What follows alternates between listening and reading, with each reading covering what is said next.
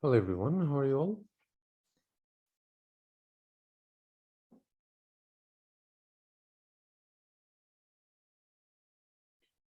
Thank you so much for joining our today's session. So as you know that today we are going to do the vomiting cluster role play, the pediatrics vomiting cluster that we have done in our last class. So we'll start with the role play. Today's class is fully role play, so we'll do like as many role play as we can within the time constraints. So who wants to do the first role play?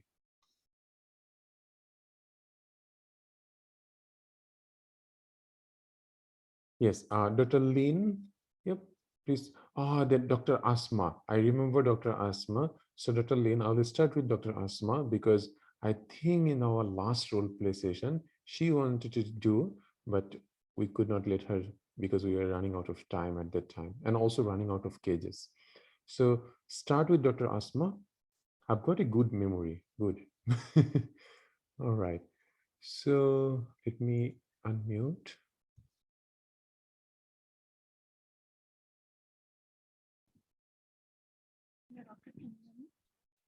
Oh, you can unmute yourself. Good. Yes, I can hear you.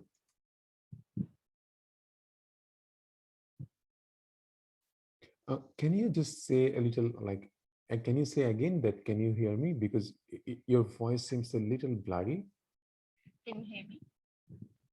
Yes, but it seems like you are talking from a long, deep distance, something like that. Okay, that's actually I'm talking on the Bluetooth. Turn off. Yeah, I think that's the reason. Do you have any like microphone, like headphone? Can you hear me now? Yes. Yes. Now this is perfect. Okay. Now for your exam, when you will appear your exam, and if the online exam continues like that, use this one. Okay. Yes. Okay. All right. So let me give you a case. Hang on a second.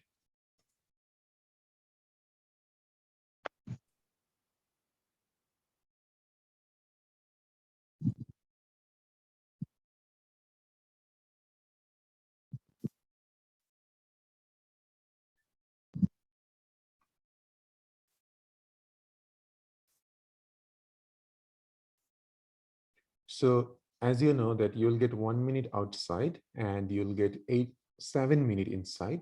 Okay. Okay. And we'll start just now. Okay. Your time for 1 minute is started. Okay.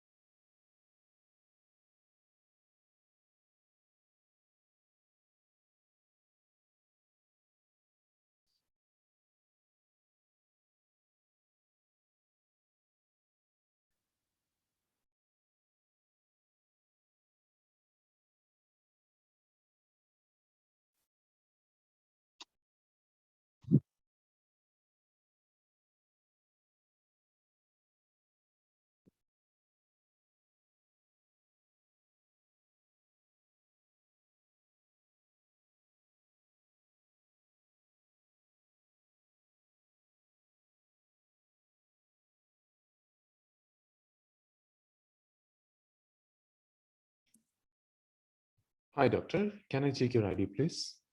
Yes, this is my ID. All right. So, Dr. Asma, so this is your the patient's father. Patient's father name is David, and his son name is John. You can start. Okay. Thank you, examiner. Hello, David. Hello, John. I'm Dr. Esma, one of the doctor here today. And David, I understand from the note that you are worried about your child.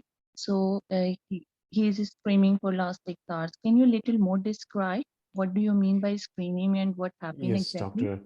So he was all right even last night, but just in the morning he started this sudden screaming, which like every 15 or 20 minutes he just, I think like he's in a lot of pain and I don't know what to do. So That's why I just bring him here. Okay, I'm so sorry to hear about the John, but don't worry, we are here for your help, and we will do as much as possible for us.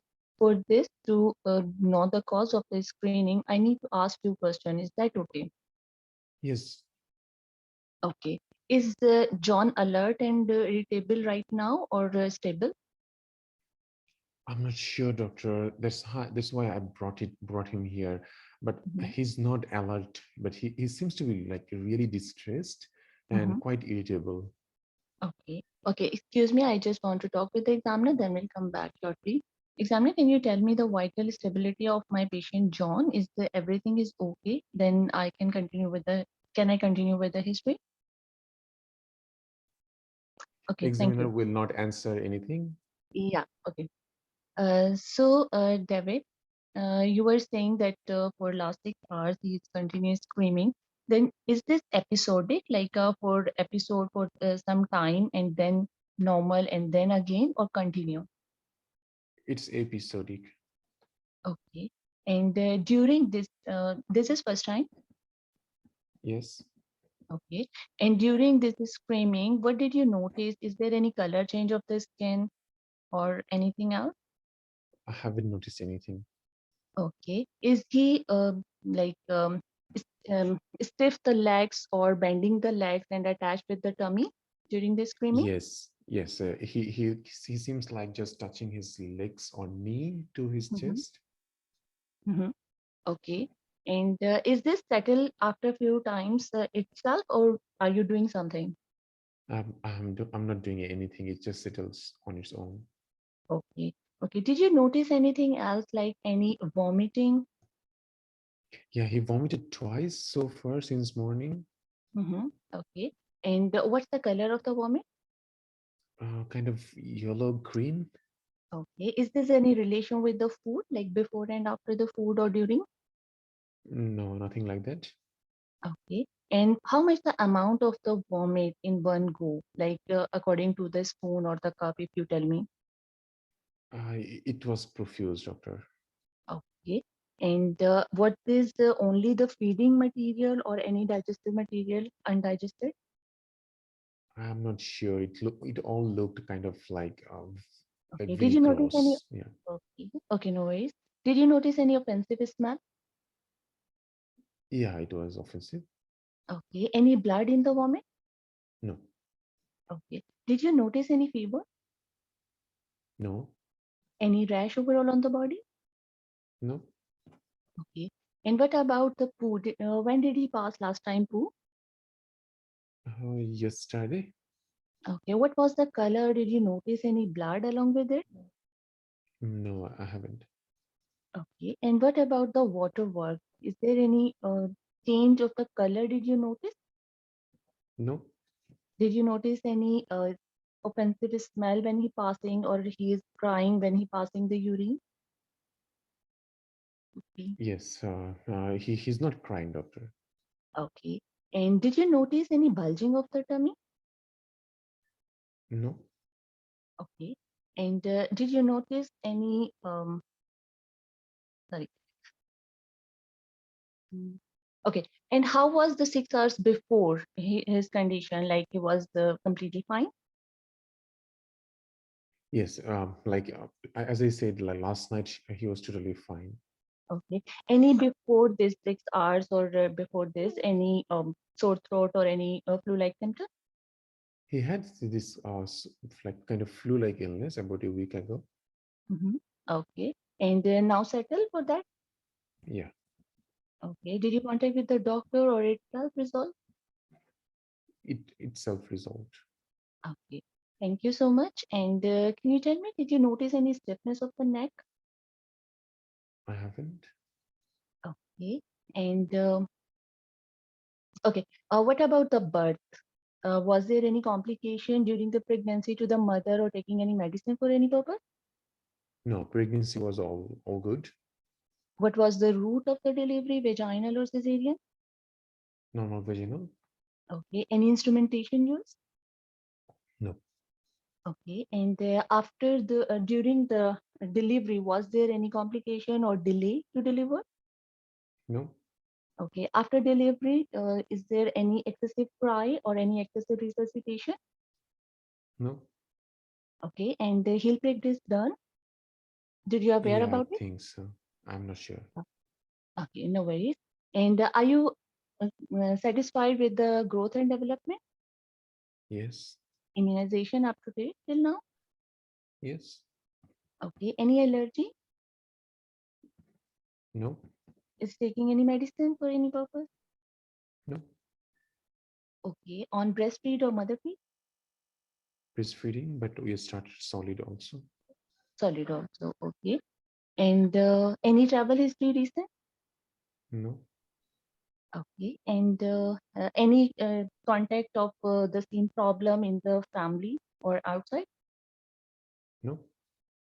Okay. Thank you so much to give the answer. I just want to talk with the examiners and we'll come back shortly.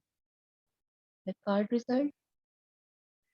So the PFE card says that child looks distressed. Mm-hmm. The vitals are all normal. Mm-hmm. Patient's abdomen is distended and there is no palpable mass. Cardiovascular respiratory system is all normal. Hernial orifice intact. Okay. Thank you. Can I continue? Yeah, you Time is can. over. Sorry. Yeah, you can. That's fine. Okay. Okay, thank you, examiner. Thank you so much. Any office tests available, especially the urine test check or any Nothing. X-ray or ultrasound of the tummy? No. Okay, thank you so much. So David, I have done the history examination. I find out there is some problem which is related with the tummy of the John, which is called the intercession. Do you have any idea about it? No. Okay, don't worry. I will tell you with the diagram. This is the diagram of the tummy. I'm just making the lower part of the digestive system. This is the small gut and this is the large gut and this is the opening of the anus. And food is coming from the upper side and then go into the intestine and passing out from the body through this anus. This opening, this is called the anus. There is some problem in the interstitium. This loop in the lower and the above lose some time to upper lobe sometime go inside of the lower lobe. That is called the interception. It can be happen in the this age group, and don't worry about it. But it is a medical condition. We have a very expert doctor here, and we will settle down right now. I'm in the setting of emergency. Sorry. Okay, right now I'm going to inform my senior registrar and the surgical team. They will come here, reassess, and might be they will advise some ultrasound and the X-ray and we'll go for the surgical, we'll go for the treatment. Sometime initially, we will pass the IV cannula and give the IV fluid to maintain the nutrition. And I will advise you don't give anything through the mouth.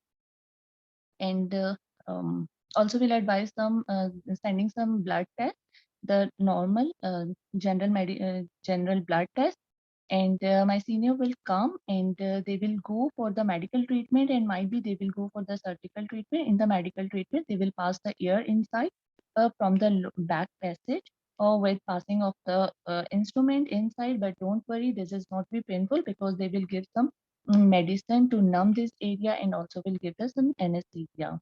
And if the pressure of the air, it can be unlock this area, so baby will be okay. Do you have any question? Doctor, thank you. Thank you so much. All right, Dr. Asma. It seems that you were doing really good, I would say, but only thing that you need to like cut short is the history. I know that you got a really good memory, that you are asking all the important questions and the format of your history is pretty good. But you need to understand that in this case, let's see that your PFE will be on card. It will take only 30 seconds max. So you've got a lot of time, but you cannot take 7 minutes just for a history. Okay, so Yes, because exactly. it's a acute condition, 6 hours child is having sudden screaming, you know that this case is either incarcerated hernia or it's a interception. Already you know by the look of the patient, but it could be any other things also. But that's these two are our main differentials. Now, in history, when you get something acute, try not to go in detail of well baby, binds, TMAC. Those are not very, very important, and they are not going to pass or fail you based on that. you can just touch them like binds. Just one question: how's the birth of the baby? It was fine. Then it just stop there. Immunization up to date? Yes, doctor. So very quickly try to just finish it. In someone having an acute condition, growth and development doesn't matter, right? In this case. Yes. So Yes. now it's still like, even if you ask it here, that's fine, because this child had a vomiting. So you can ask about growth and development. That's all right. But binds in birth history, you don't need to go into the detail. Just one question and finish there. Then what else you can rule out? Like travel history will not be very important, so don't bother with that. Contact history, like the important thing is, that this case is intersusception. When you asked history initially, you already found out like many positive finding, like child has been having this episodic screaming, drawing up the legs to the chest, having greenish vomiting. So it's intersusception. Now, you already know that, so don't bother with asking too many questions at the end.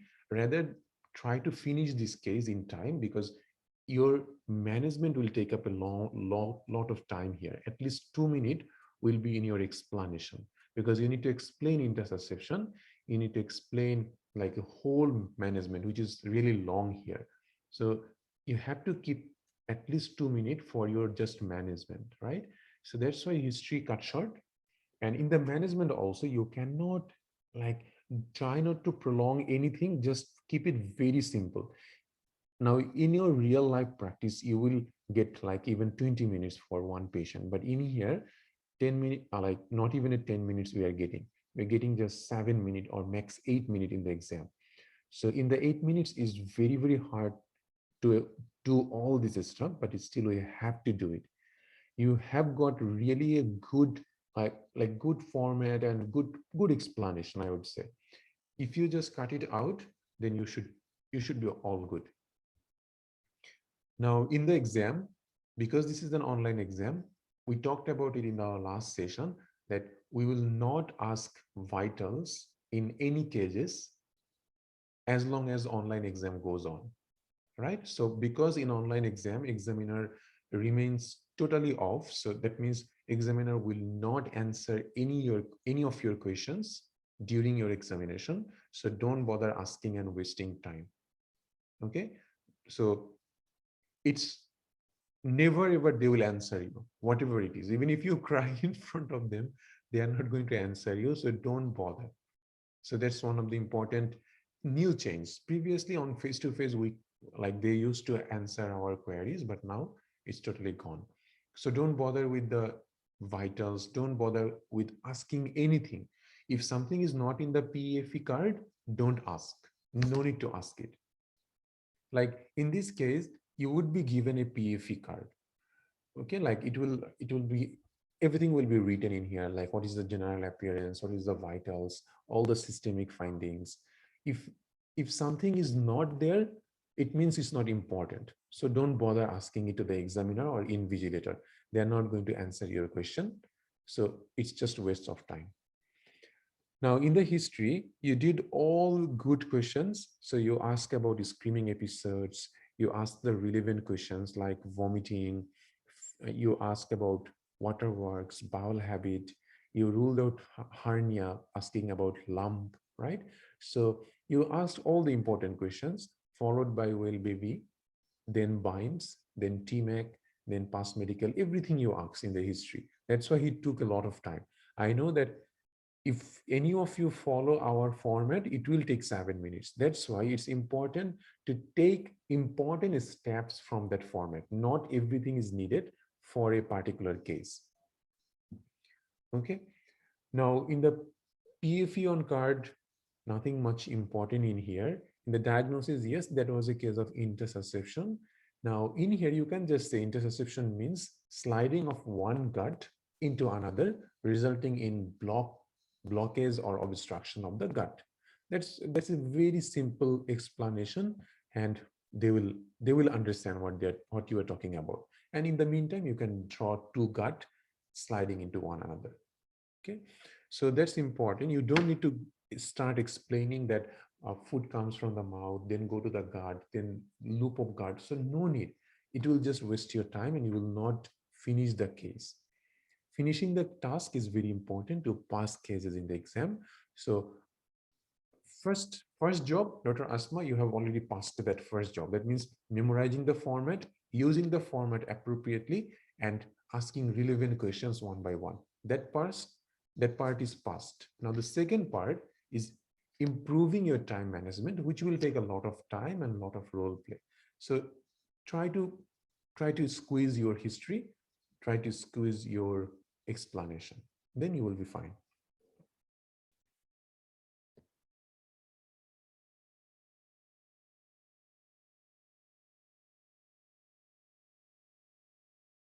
Yes, Dr. Sadhav, red currant jelly stool, most of the time you can get it or not even get it. It's not a specific finding, like getting a red currant jelly-like stool on the PEFE. Most of the time you can get it, and sometimes you may not. Okay, so look for those sort of things, but it's not a specific finding, or it's not like 100% cases you will get it. But red currant jelly, yes, you can get it sometimes in the PEFE.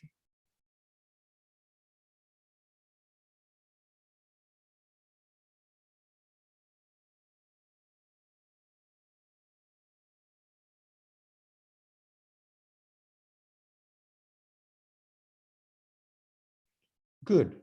So that's all good. Let's do another one. I think in our previous session, Dr. Anika also wanted to do the role play. We'll start with her now if she wants, Dr. Anika. Yes? Okay. So we'll start with you. And then Dr. Lin, did in our previous session? Yes, I think so, right? I think you did or not. I can't remember.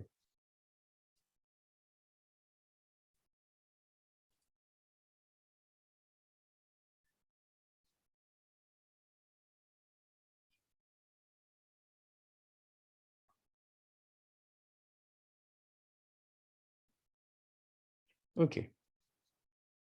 Oh, you haven't done it in the previous one. Okay. So you will be next. Then Dr. Muniba.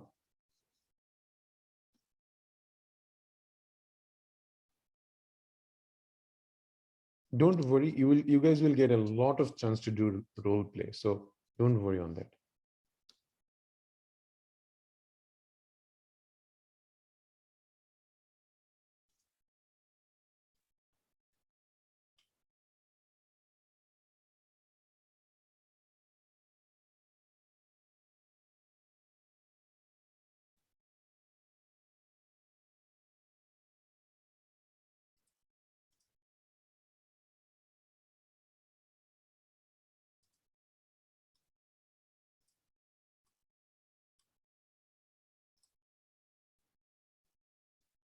Now, the next case that we are going to do is a little like maybe we missed it in our theory session, but it was discussed in in a very little time.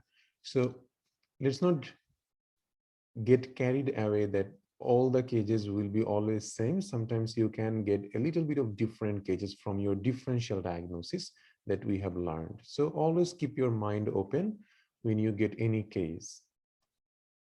So now we're going to do that. This is a recent important case.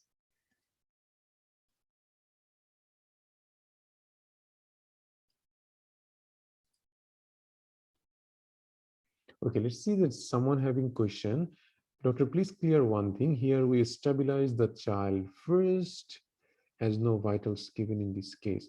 Now, online exam is totally different thing. Normally, we would stabilize this child, obviously, if needed. Not every child will need stabilization, but most of the intersusception child will be dehydrated or they might need some stabilization.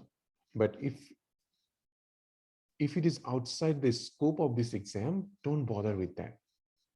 If in the vitals, in the PFE card, you get something which needs stabilization, then you can say that you want to do this. Like, let's say the child in the PFE card, it says child having severe dehydration. So at that time, you will say that I want to take the child to the treatment room, insert an IV cannula, and then start IV fluid. So in this way, you will say at that time if needed.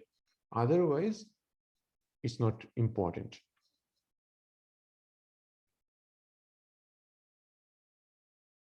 Now, this one is a good question, Dr. Aisha. So in intussusception, you can talk about painkiller. When I said to Dr. Asma that I think like he's in a lot of pain. So that was a prompt for Dr. Aisha, Dr. Asma. I forgot to discuss about it. Very good, Dr. Aisha. So that was a prompt for her that, do you want to give any painkiller for my child? Okay, so if Dr. Asma would ask me that, do you want me to give any painkiller for your child? I would say, yes, doctor, that would be nice if you suggest. So that's important. Now, even if you miss this part in here, 6-month-old having screaming, we don't know like what is going on. So even if you miss painkiller in this case, they're not going to fail you, but it's a good thing to do in this case.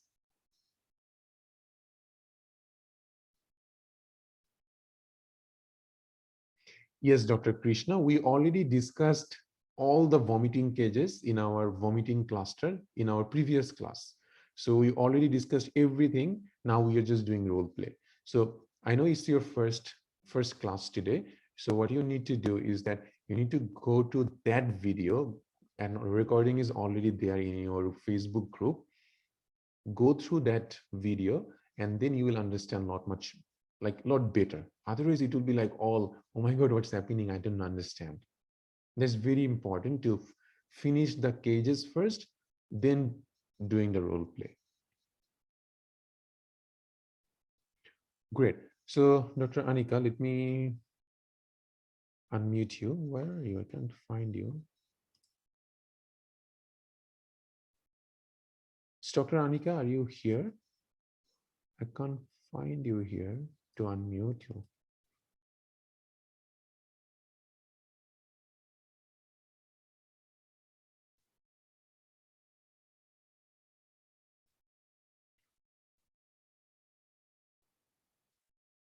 Oh, I got you.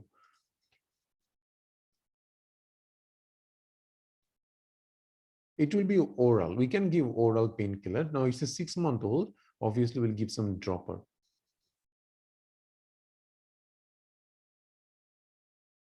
You don't need to specify anything. You will just say that I'll add in some painkiller for your child.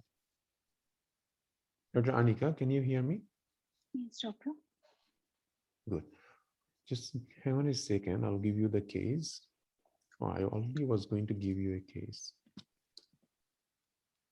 So let me share.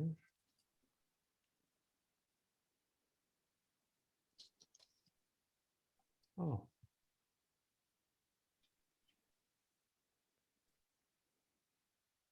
Sorry, just 1 second. Sure.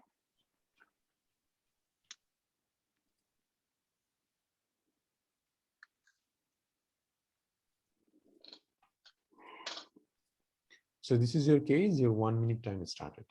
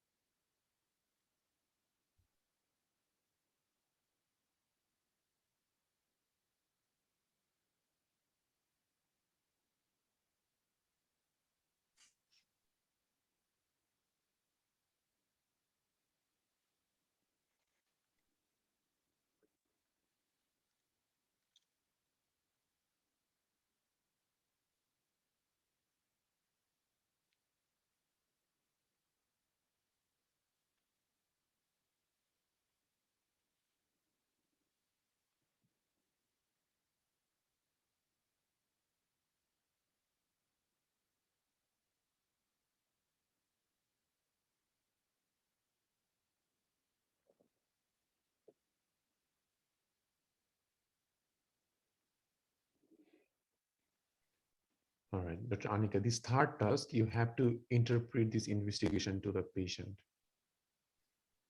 Patient means a nurse, doctor? Yes. May I know the nurse name? We'll just start and I'll let you know. Okay. Sure. Hi, doctor. So this is the nurse wants to talk with you. The nurse name is Jenny. You can start. Okay. Hi, Jenny. I'm Dr. Anika, one of the attending doctors here. I will take care of this baby today. So may I know what's your concern regarding this baby? Yes, doctor. So I just came to the duty and the previous nurse told me that he's just having this continuous vomiting since the last 24 hours and he just got delivered 24 hours ago. So I'm really worried about this child. I think something wrong with this child. Okay, I appreciate your concern, but please don't stress, and I'm here as well. So we'll work together to find out what's distressing the baby. So before I proceed, and I would like to ask you a few questions to have that better understanding what's the current condition of the baby. Is that all right with you? Yes. Okay, so can you tell me more about it, about like what exactly happening with this baby? Like, Yeah, doctor, as I say, yeah. yeah, like since when he started vomiting? Uh, just after the birth. Is it continuously going or Yeah, it's just happening continuously. So for the last 6 hours, I have seen this kid vomiting about 10 times. okay. So has mother tried feeding that baby? Yeah, Is it related to the feeding? Do you know about that? no, it's not even related to the feeding. It's like even after feeding, in between feeding, every time he's just kept vomiting. Okay. Do you know what's the color of the vomiters? It's kind of greenish. Okay. Is there any blood in it? No, Okay. Do you know what's the content of the vomiters? it was like I'd say everything that child actually took. Mhm. It's really gross. Yeah. Okay. So what's is this in a small amount or what's the amount in it? Can you tell me? Like initially it was like profuse vomiting, but now it's just coming up a small sputum even sometimes. Okay. Is that vomiting foul smelling? Yeah. Okay. Do you know is mother complain about any distinction of tummy while feeding? Yeah, I think mom also told that child abdomen is really distended. Okay. So did she notice any lumps in the abdomen? No, Okay. Do you know if he passed splatters or stool yet? no, he hasn't passed any stool yet. Okay. Did you check the anus is present or not? Yes, it's present. Okay. Do you know has he passed urine? Yeah, he has, but it's been quite low since last 6 hours. Okay. So do you know how many nappies they have changed?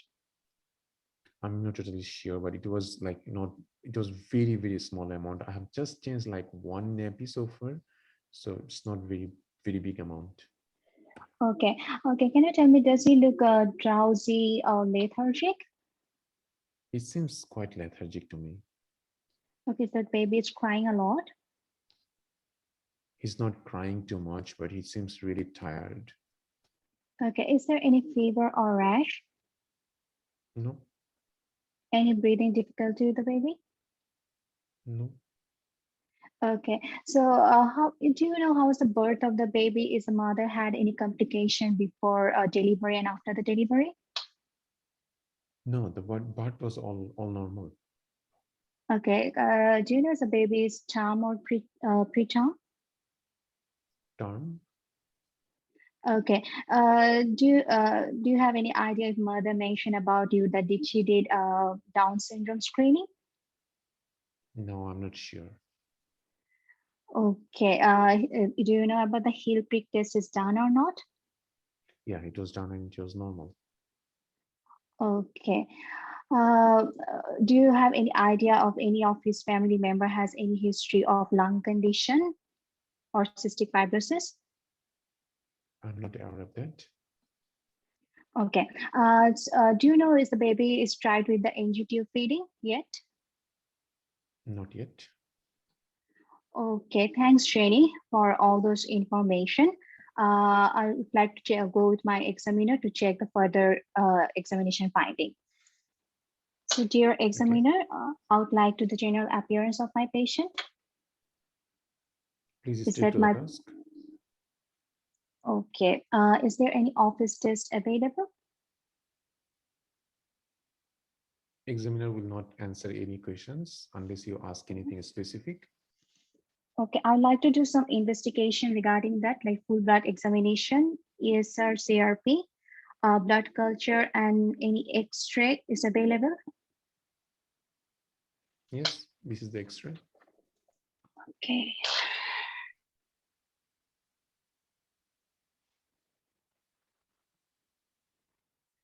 Okay. Hi, Jenny. Thanks for waiting for me. Based on the history and the investigation finding, I'm suspecting most likely this child is having a condition that we call small bowel obstruction, and it could be due to many reasons. So let's look at the X-ray together.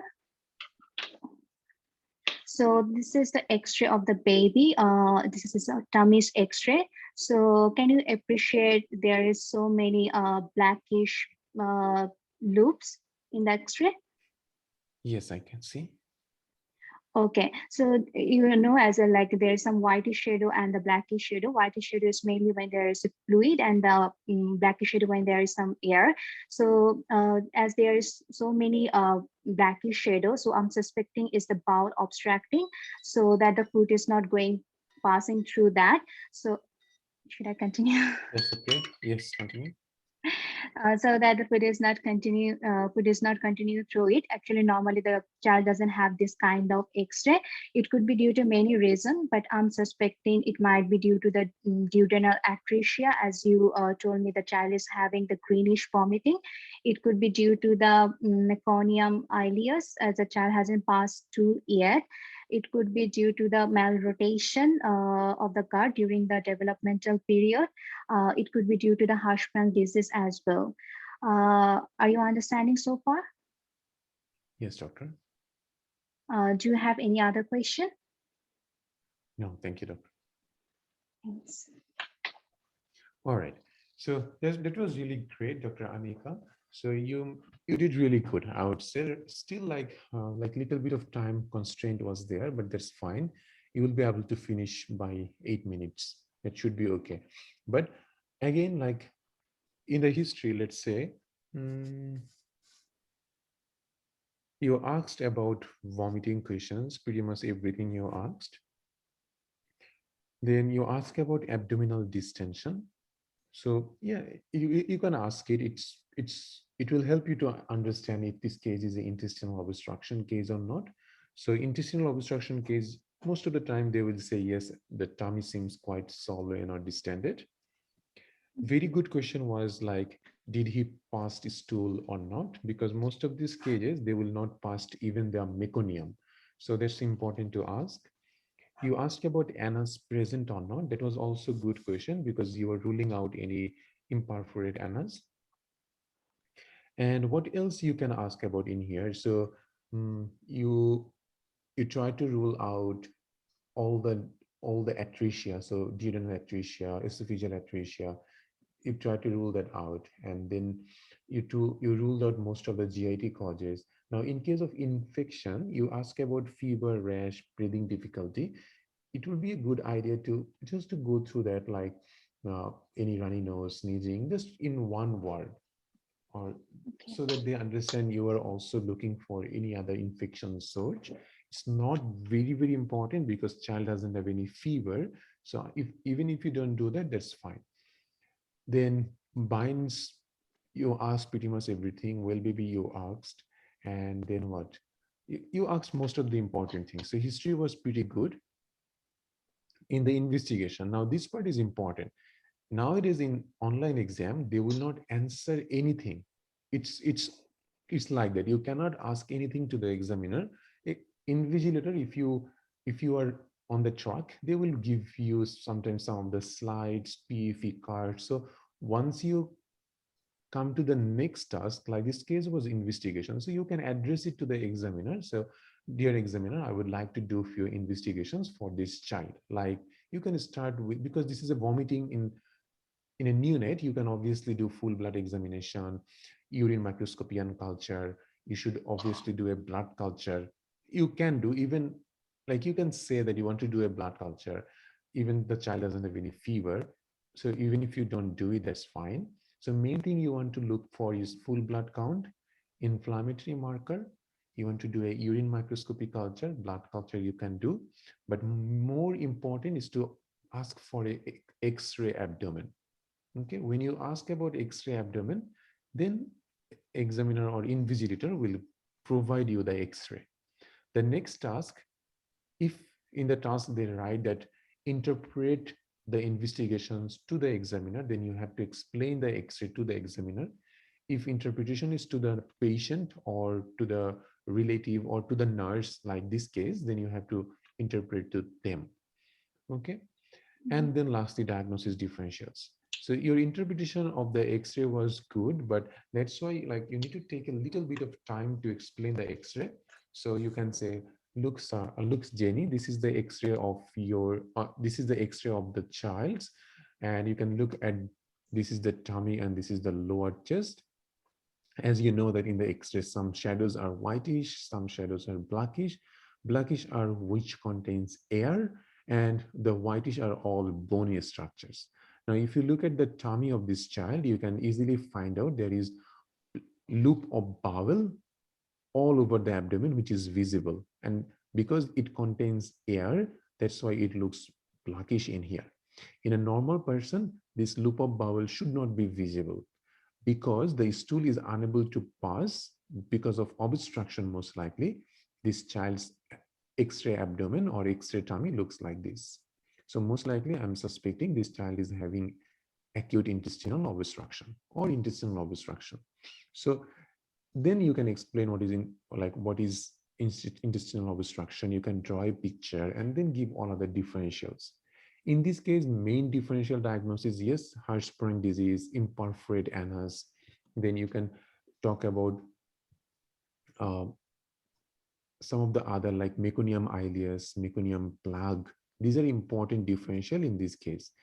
So these are all the differential diagnoses of neonatal intestinal obstruction. So if child is having intestinal obstruction on the X-ray, you can give all these differentials. So most of the time, intestinal obstruction comes with bilious vomiting, just like this child. So it could be malrotation and volvulus. It could be meconium ileus, meconium plug. These two are pretty common in cystic fibrosis child. So sometimes you can even get this sort of cases. Hirschsprung disease, also important cause. Someone having intestinal obstruction with marked abdominal distension, you can also give ileal atresia, imperforate anus, and these are also, we already discussed about it. So these will be your main differentials. And lastly, you can even give duodenal atresia, pyloric stenosis as a differential, but it's very unlikely because this child is having bilious vomiting. So all our differentials, if differential diagnosis comes, explain each and everything that how you rule that out. So the feedback was like this, as you can see. The color of the vomiting was yellowish.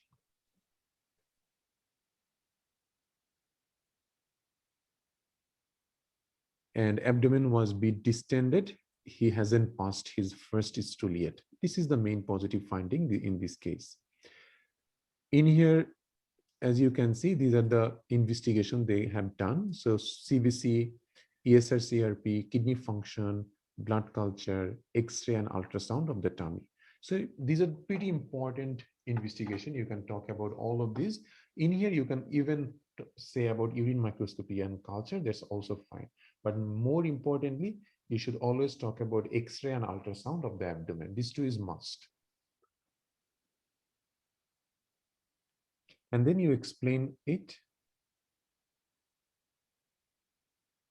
So it was a very good explanation. This condition is intestinal obstruction. There might be many causes of it, like it can be caused by cystic fibrosis, in which there is thickening of the secretion, resulting in blockage of contents, which mainly called meconium ileus or meconium plug. Sometimes it could be due to abnormalities in the nerve supply of lower part of the gut, called Hirschsprung disease. Sometimes it could be decreased blood supply to the gut during development of the baby inside the womb, resulting in intestinal atresia, malrotation, or volvulus. So this is a very good explanation that how you can explain these things. So keep it in mind, because this will help. And how you explain these important and tough diagnoses to the role player, that matters. Okay, so you should always learn how to discuss these things, because Hirschsprung disease, meconium ileus, intestinal malrotation, these are hard to explain. So just keep these lines in your mind so that in differential diagnosis you can explain. All right. So thank you, Dr. Anika. You did really good. One thing I wanted to say before you mute, initially when I was sounding a little stressed, like nurse always sounds stressed. In real case also, in the hospital, you will see that nurses are always stressed. So but you cannot say to them that please don't get stressed. So, and don't say I'm here with you, so don't get stressed. So it will feel a little judgmental to them. So say in a very nice and gentle way that Jenny, I really appreciate that you are here to discuss this with me. I'm here with you at the moment. I'll take care of the baby. And before I discuss about what's going on with the child, I would like to ask you a few questions, and that will really help me to understand the condition. So don't just don't say please don't get stressed, or don't say like please calm down, or some candidates say oh relax, don't stress. So don't use any of this term. Okay, like relax, calm down, sit down, don't do any of this term. These are like in Australia, they use they talk in like in a very gentle way, I would say. Like even like Asian people will not mind with anything, right? We are accustomed with anything, but in here the nurses are really like they can get stressed if you say anything which can make them stressed. So don't say please calm down, don't say don't get stressed, I'm here with you. So just say in a way that they don't feel that you are judging them. So say that in a very nice and calm way. Jenny, I really appreciate that you came here to talk it with me. Now I can like I would be really happy to know what's going on, and then then both of us can help the baby, and then we can manage his symptoms. So in a very good way, just say that I'm here with you, Jenny, and it's really good that you are here to discuss it with me. I'm more than happy to discuss, or I'm more than happy to help. So, okay, so use any of these sentence which you feel appropriate, but don't say like when you start your conversation, it's really important to make them feel good about you, because role player can pass or fail you. It's like global score is a term which is totally depend on how they score you. Sometimes after the exam, or even like during the exam, when you are in the breakout rooms or when you are in the restrooms in online exam, the examiner can ask from the role player that how you feel about this candidate. Okay, then that's the global score you will get. So it's very important. Okay, so what else we have got? Projectile or non-projectile vomiting doesn't matter in this case. There is no specific vomiting pattern for intestinal obstruction, Dr. Seifi. Cystic fibrosis can be a cause. Yes, and like intestinal obstruction can be a cause in this case. Now, obviously, if it was a cystic fibrosis case, they would give you some of the important clue that maybe the child mother will be 41-year-old or 40-year-old, did not do the Down syndrome screening. So all this will lead you to think about cystic fibrosis, followed by cystic fibrosis causing complication, like it could be meconium ileus, meconium plague also.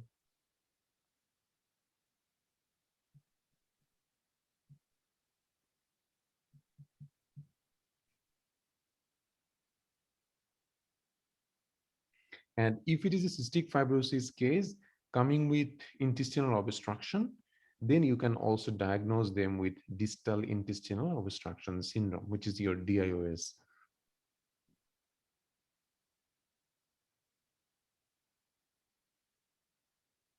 Yes, when you interpret anything to the examiner, you should use medical terms.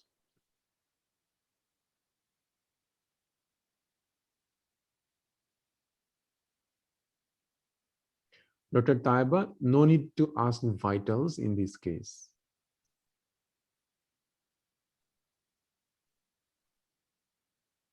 So that's a very good thing, Dr. Shadi. So yes, cystic fibrosis usually manifest after 6 months or even after 9 months. Okay, like complication of cystic fibrosis usually doesn't come this much early. So not like just newborn having this DIOS due to cystic fibrosis, not very common. So usually common after 9 months, 6 months, then we can think about it. And yes, Dr. Sada, very good inclusion. You can obviously ask about urea electrolyte creatinine. That's your renal function test.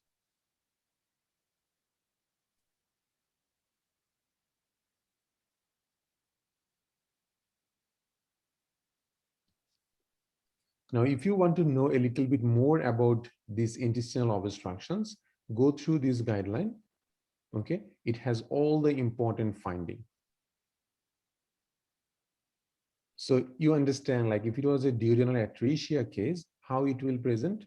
So in case of duodenal atresia, it's more common in patient with Down syndrome. Obviously, X-ray will help you to diagnose mainly. And in case of duodenal atresia, because everything is child is vomiting out everything, abdominal distension is not very common in this case. But in case of intestinal obstruction, meconium ileus, meconium plague, abdominal distension is quite common. So that will also help you to differentiate that what is this case all about. Most of the time, X-ray comes with the history, so it becomes easier to diagnose. And if X-ray is not there, then it's very hard to diagnose a condition like this. Like children can come with vomiting for any reason. So obviously they usually give you the X-ray to get some idea about the case.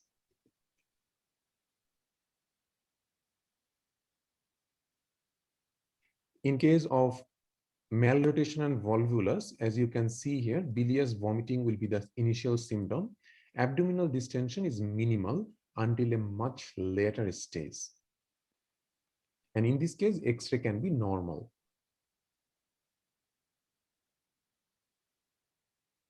In case of meconium ileus, child mainly will have marked bowel distension with bilious vomiting. Sometimes on rectal examination, mucus plaque can be evacuated after withdrawal of the examination finger. So if you do a parectal exam, you can even get some mucus plug.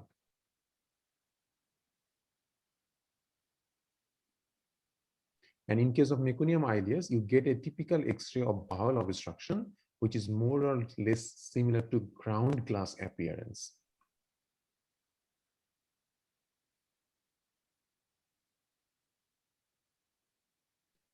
Hirschsprung disease, 80% cases, they present in the first 6 weeks of life, and they also can have Down syndrome. Important thing is presents with failure to pass meconium in the first 24 hours, and then it doesn't come suddenly. So gradual onset of abdominal distension and vomiting.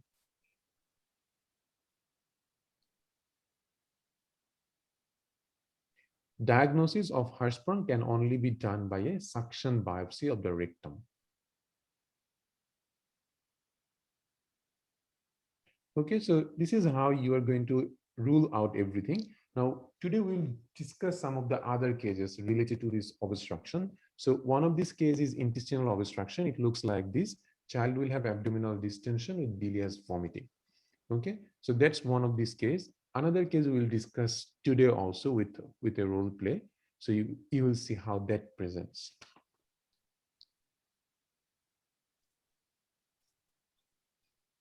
Okay, who wants to do the next one?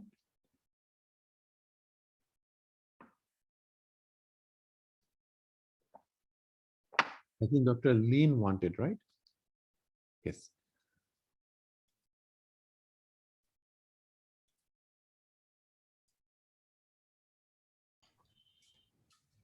Hi, can you hear me? Hi, doctor. Yes, I can hear you. Just give me 1 second.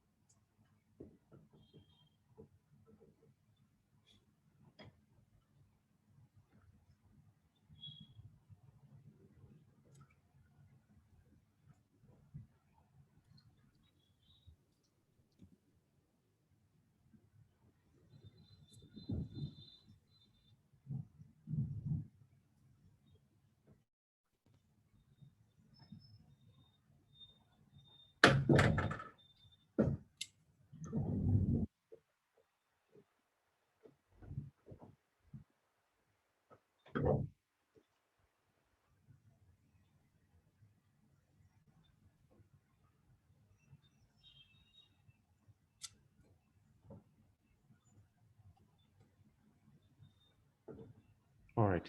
So that's your case. You'll get 1 minute time.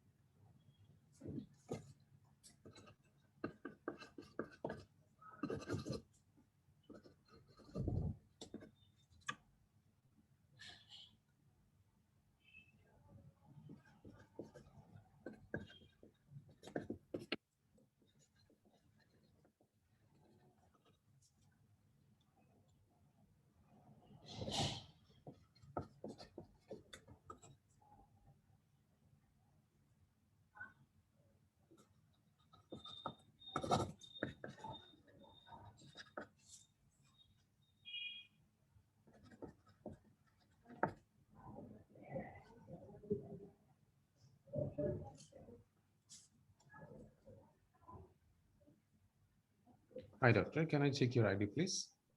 Yes, please. So this is the father here. The father name is George and the son name is David. You can start. Thank you. Thank you, Seminar. So good morning, Joe. Good evening, sorry. So Joe, my name is Lingus, one of the doctor in the hospital today. So from a note, you can see you come because of your child David have like sudden screaming for the last 6 hours. I'm sorry to hear about that, Joe. So can I ask you if David is okay at the moment? I'm not sure, doctor. That's why I brought him here. He just started this sudden screaming since morning, and I'm not really sure what's happening with him. He was all good, and he's totally fine. He's a healthy kid so far. So I'm really stressed about it. I understand your concern, Joe. I will try my best to help you. So I will need to ask you a few more questions. Are you okay with that, Joe? Yes, doctor. Doctor, my name is George. Sorry. Jocks. Oh, okay, jocks. I'm sorry for that, jocks. So, jocks is that so he screamed for the last 6 hours, and so that's all the time, or he just screamed and then he feel happy. Yeah. So it was like it just came as a sudden screaming, like, Yeah. and in between the screaming, he seems to be totally fine. But when it comes, he seems like in severe pain. Oh, sorry to hear about that as well. And then do you think that he's in pain at the moment? I haven't seen any of the episodes so far, but when the episode comes, then he seems to be in pain. Right. And also he uproars his leg during screaming Yeah. or this no. Oh, okay. And also is that have you noticed any vomiting from him? No vomiting. Okay. And also have you noticed any fever or No. rash? No. Okay. Is that the first time you see that from him? Yes, doctor. This is the first time. Okay. And have you noticed any lump in his tummy? No. Right. Any by the chance, is there any injury on him? No.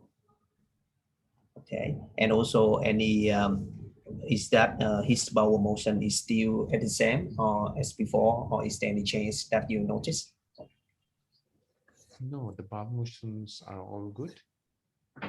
Okay. And how when he passes urine, is there any change? No.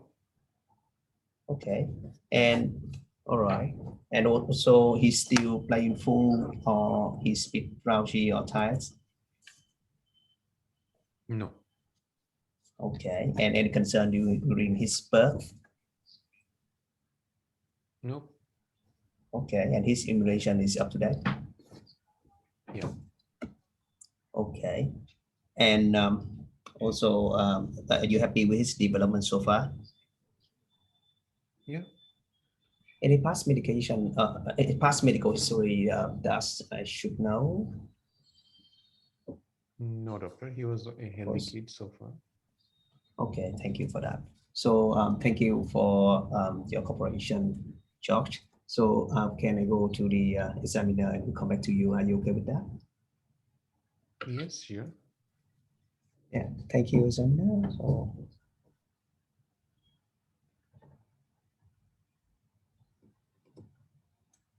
So can I see the picture of the hernia orifice? Okay. Thank you, examiner. So I can see the image of the scrotum of the of David, and on the right scrotum there's a lump with a change in the skin color. So it's a bit enlarged and redness, and also there's no skin, no ulceration, and no discharge. So it's look like the is consistent with the indirect hernia with incarcerated hernia. Can I ask, is reducible or not? The examiner. It seems as it is. You cannot ask anything to the examiner. Sorry, thank you for that. So, okay, thank you. Yeah, so that's consistent with the incarcerated hernia. Right.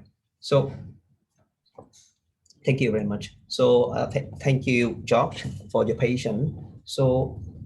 So from the history taking and also the physical examination that I get from the examiner, most likely your son David has a condition we call the incarcerated hernia. Is that do you have any idea about that, George? No, doctor. Okay, George. So so incarcerated hernia is mean that there's a weakness in the lower tummy, and that's the congenital condition. And there's so because of the weakness, so there is a part of the bowel go down through the weakness part and go down to the scrotum of David, and it gets obstructed over there. And also because the obstruction is caused the enlargement of the scrotum, and also there's an lack of the blood supply to the part of the vulva as well.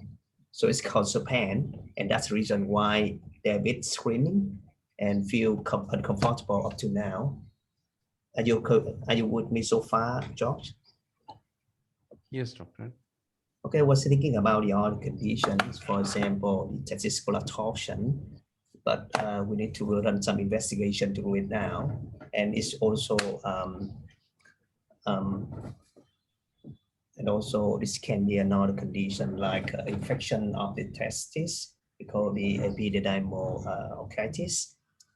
So for the management now, so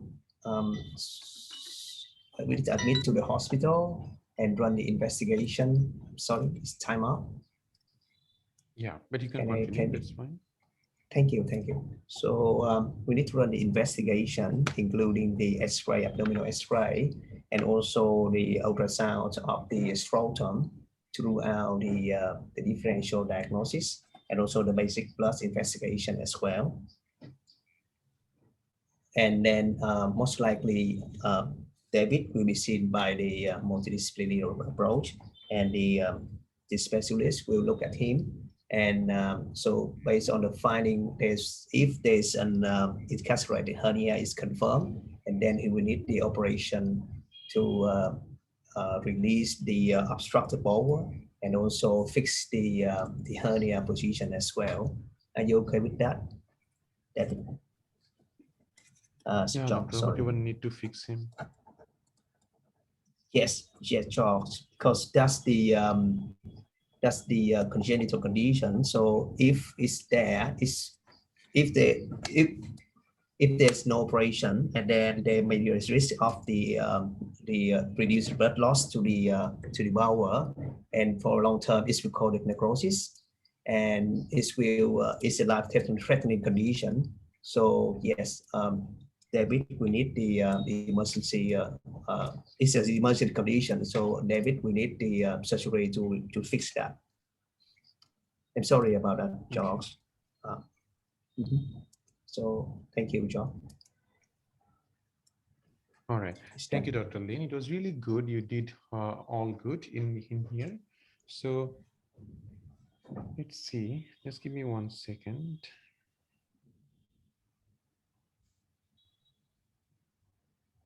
All right. So in this case, as you can see, it came as a sudden screaming for the last 6 hours. So as it's a episodic screaming, and the child did not have any other complaint apart from this screaming. So you ruled out most of the important questions, like you asked about vomiting. In this case, vomiting sometimes can be positive also, and sometimes even you may not get vomiting, so it will not help too much. Then you ask about fever, rash, you ask about any lump, you ask about any injury. Now, what I would suggest in here, I think you ask about bowel habit and waterworks also, right?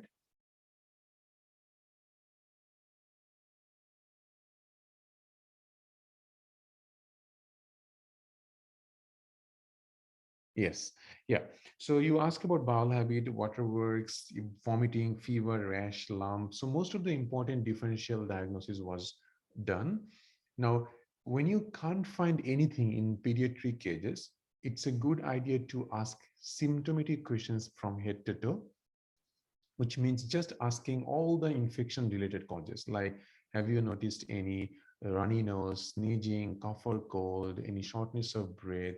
Does he keep pulling his ears? So what you were doing in here, you are just doing a thorough systemic checkup of this child, why this child is having screaming. So it's a very good idea to do that when you don't find too much positive findings in your history. So try to add that. You asked all about binds and also well baby, everything was all good. PFE on card, there is nothing in here apart from hernial orifice.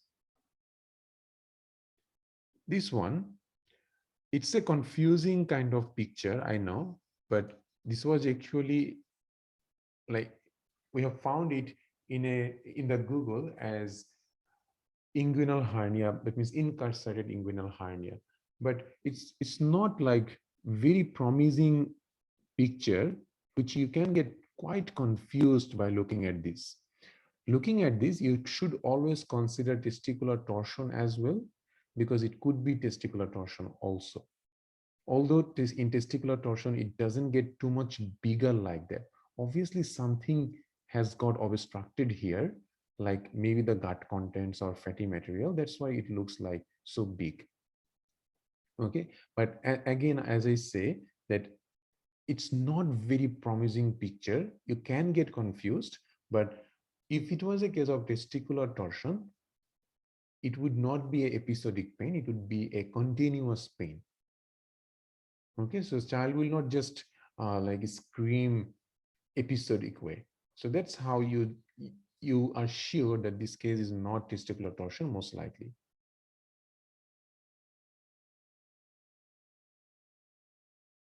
And also, if it was a face-to-face exam, then you would get your answer that this is not reducible. Sometimes you might not get cough impulse positive also. And you can see it's red and erythematous lump in the right scrotum, right? So you can give your diagnosis as an incarcerated hernia. That's the most likely diagnosis. But as you have done, it's very, very good that your next differential diagnosis was testicular torsion, which is very important to rule out in here.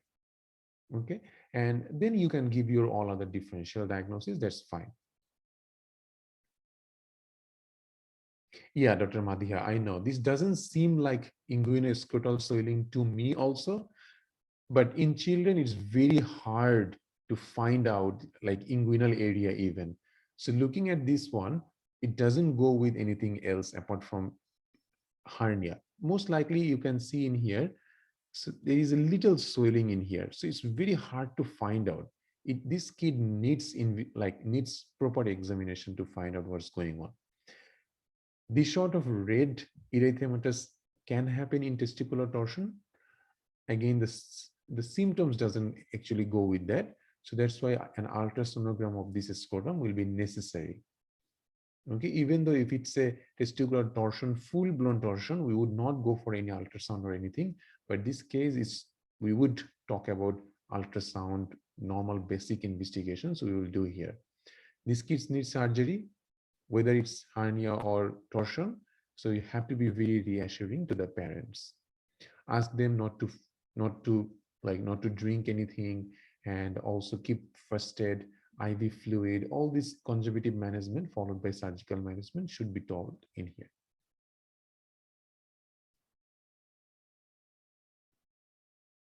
Yeah, it's confusing with torsion. As I say, that it looks like also it could be torsion as well, but because of the nature of screaming, unlikely to be torsion. But again, your next or second differential diagnosis should be torsion in this case, if this is the picture. Sometimes you can get a more easier picture, like if we look at here.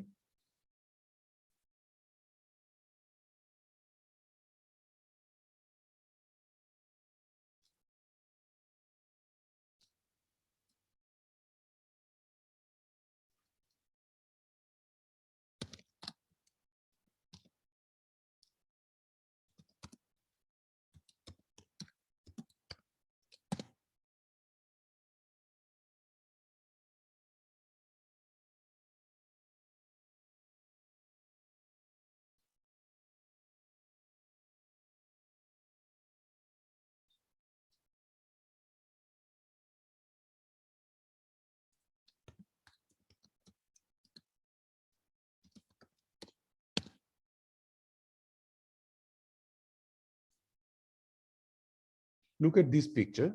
Now this picture, it's obvious that this kid has got inguinal hernia. The problem with this one, that most likely it's not incarcerated. It's maybe just a reducible hernia because it's not like a red or erythematous. Okay. So in case it becomes red erythematous, then you can call it as a incarcerated hernia.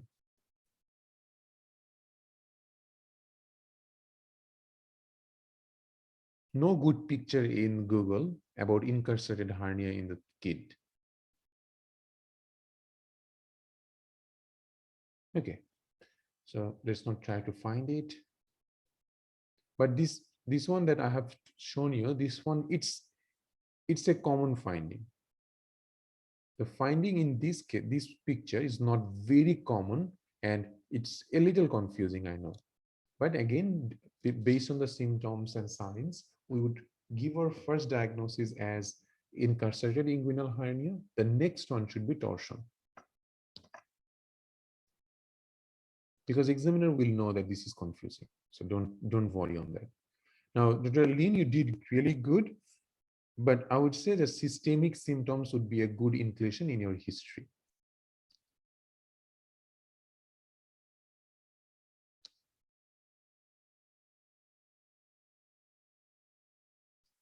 All right, so we'll take a 10-minute break now,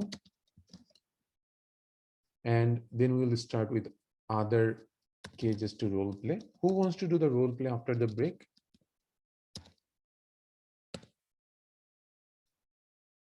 Dr. Sadaf. So yeah, so we'll do it. We'll start with you first. Okay. And Dr. Muniba, I forgot about Dr. Muniba. Yes. So both of you will do after the break. Okay. So 10-minute break.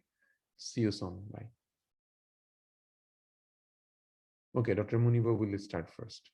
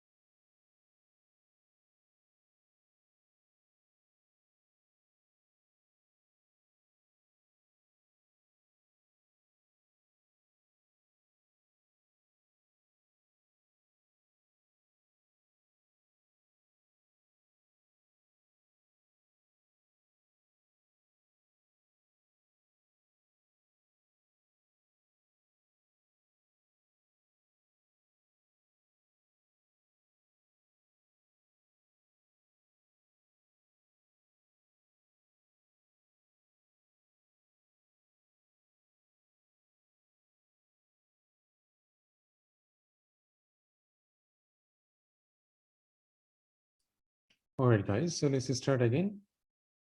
So Dr. Muniba, are you ready?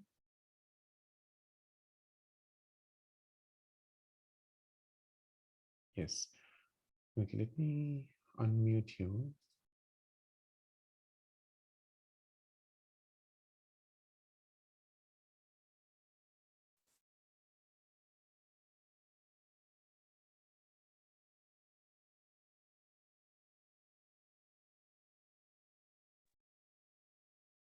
Hi, doctor.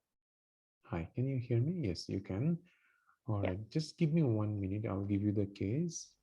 Okay.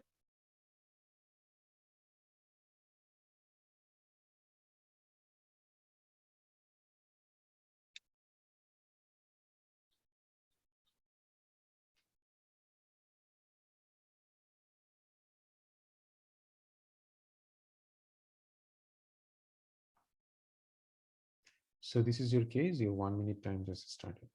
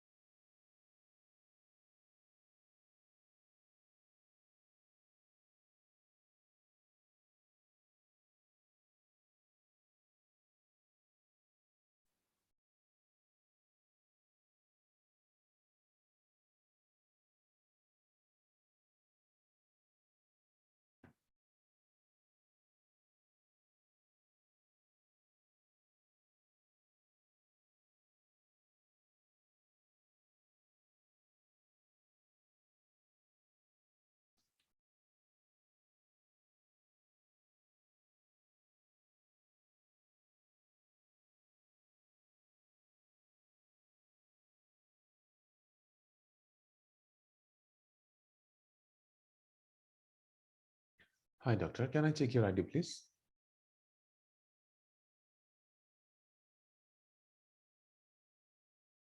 Okay, you've muted it. Just give me a second.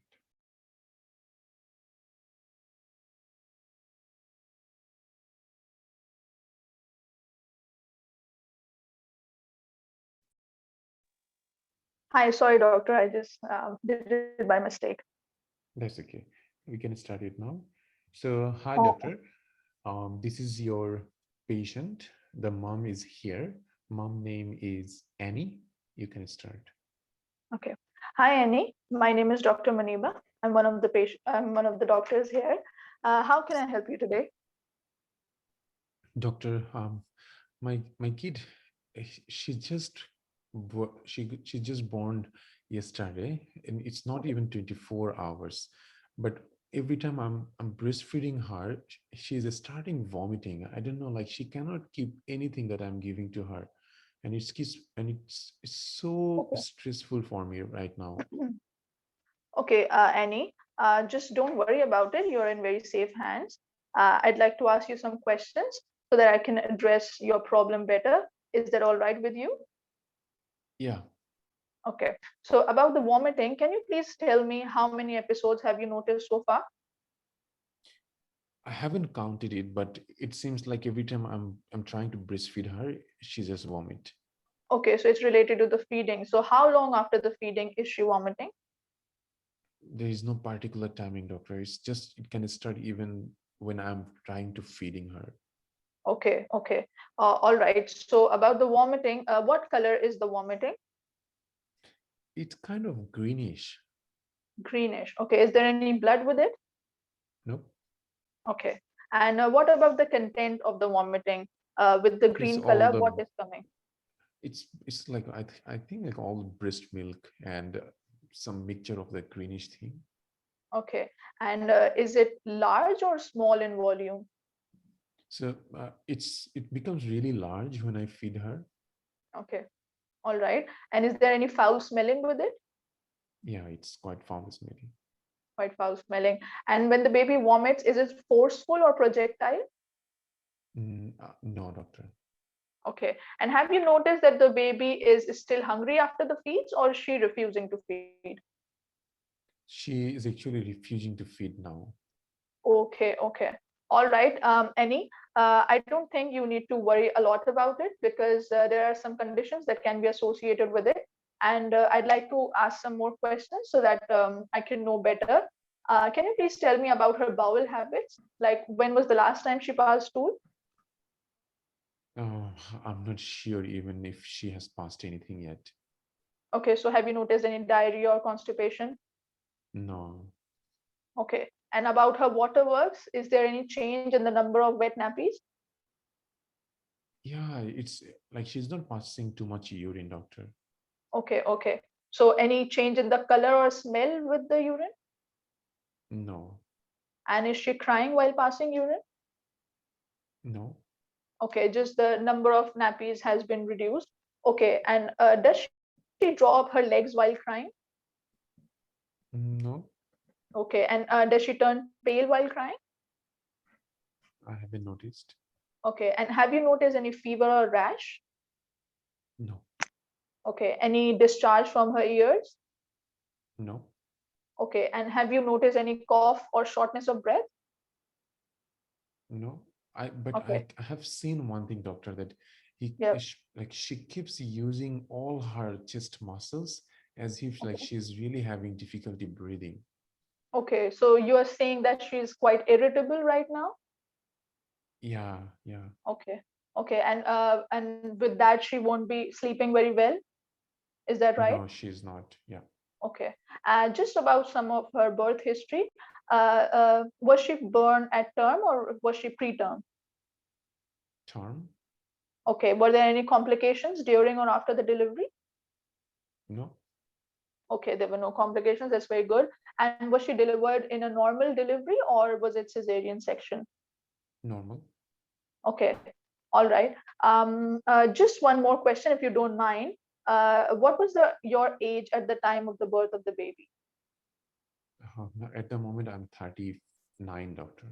You're 39. Okay. Because it's the increasing maternal age is sometimes related to the condition of the baby. That's why I was asking you that. Um, okay. Thank you, Annie. I would now like to go to the examiner and ask them investigations. Yeah. Okay. Um, so, dear examiner, I would like to know if if my patient is alert, drowsy, or irritable right now.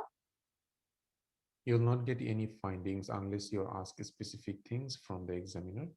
Okay, so does my patient have any dysmorphic features of Down syndrome? Please read your task and again ask. Investigation. Okay. Uh, is there any growth chart available? You will not get any answer unless you ask a specific thing from the task. Uh-huh. Okay. May I please know the temperature and oxygen saturation of the baby? Okay, you need to ask investigation from examiner, no physical examination. Investigation. Okay. Is there any office test available, like urine dipstick test? No urine dipstick available. Okay. I'd like to thank you, examiner. I'd like to go to the mother now. Dear Annie, I'm so sorry to say that most likely your child is suffering from a condition called duodenal atresia. And since she's just 24 hours and of age and she's vomiting continuously, so it's like some of uh, the part of her gut is not developed properly, and it's quite immature right now. So that is why the content of your breastfeeding is not going into her gut, and that is why all the contents are coming back up to the mouth. So there is there is a surgery available for it. So we would like to refer your child to the hospital, and over there she will be taken care by a team of specialists, and they will perform some necessary investigations and then perform, sorry, so the time Yes, all right, is Dr. running Muniba. out. Yeah, that's fine. Okay. Don't worry. You did really good, but what happened with the investigation? Yeah, I just forgot all. I just couldn't recall any investigations. Yeah, I just Yeah, like got very at least, nervous. yeah, that's fine. But you were not nervous. Your voice was so confident, and you did really good. But I don't know, like, what's Yeah, happened I with the just got confused investigations. with the examinations. I Yeah, was focusing on PEFR, and that's why. I know, I know. This is a like this will be a really a confusing thing in the exam also, because we used to do always PEFE before.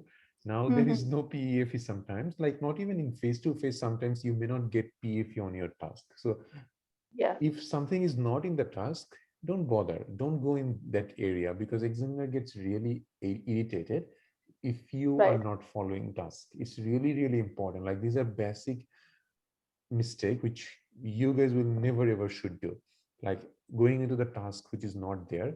It will just waste your time, and also like examiner will not like it. That's the thing. So Mm. if investigation from examiner, in this case we all know like what investigation you will do. Ask at least x-ray, right? Because Yeah, you I know just duodenal atresia comes with x-ray. So yeah, that's if right. there was this x-ray waiting for you just to ask. Yeah, that's the Okay. double bubble sign. Which sign is Yeah, it? yeah, yeah, double bubble Yeah, sign. just totally forgot about That's okay. it. It can happen anytime. Anyone can like forget, even if we know everything, but sometimes we can forget. That's fine. Don't worry. But you're doing good. Your asking history was really good. Now, what I was writing in here, let's see. Hmm. Oh, so for everyone, because we have been discussing this vomiting in the newborn, I would suggest you guys just to add this thing, because it would be a good idea. Like this mom just delivered her newborn baby. So even if it's not a good timing, but again, you can congratulate her and ask her how she's feeling. That's always an important thing to do. So even if the child is vomiting, most likely they are not going to die. There are management for this sort of problem, right? So why not just congratulating her that you just had your baby, congratulations, how are you feeling now? It will be a good idea to start in this way also. So when you are like addressing yourself with the patient, just congratulate her for newborn baby. Okay. So all of these newborn cases, you can congratulate the mom and ask her that how she's feeling. Then she will start talking about that she's really worried about her kid. The kid has been vomiting since birth. So this will be a good step, and they will like it. Okay. Okay. And you ask about the age, that was really good in this case. But after age, even like 39, 40, they are having high risk of Down syndrome. So you can ask that, did you have your Down syndrome screening? So you can, the next question Okay. was this. Okay. Okay. And you said one thing, don't be worried about it. uh, it's like vomiting can happen due to many reasons. Don't say that. Now obviously this is not a very easy diagnosis for any mom. The duodenal atresia, it's not very common, or it's not a upper respiratory tract infection. So obviously it's something to be worried. Okay, so don't say that, don't be worried about it. Like, why I'm saying that, it's good to reassure them, but don't give them false hope.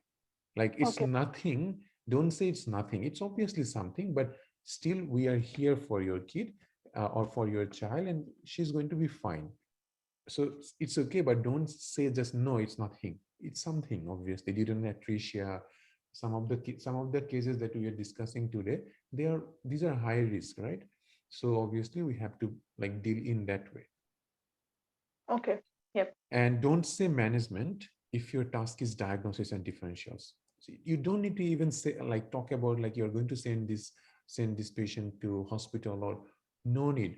Rather, if you spend time in the differential diagnosis and rule, and at least say that how did you rule out all your DD, that will help you to pass this case. Right. Okay. I'll try again next time. No worries at all. You did good. You just don't get nervous. You will be fine. Okay, thank you. Yeah. So X-ray, yep. Dr. Taiba, blood test and X-ray. That's right. X-ray, erect abdomen. All right. So thank you, Dr. Muniva. You did good. Don't get stressed about any X-ray or any investigations. It can happen. Okay, thank but you.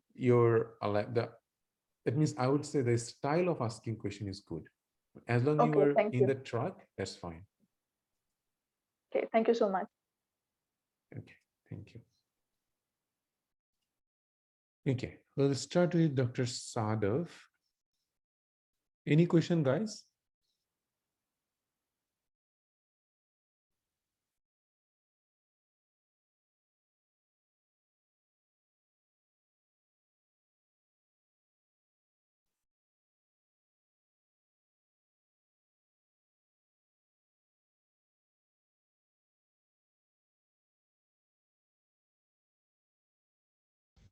I'm unmuting Dr. Sadov.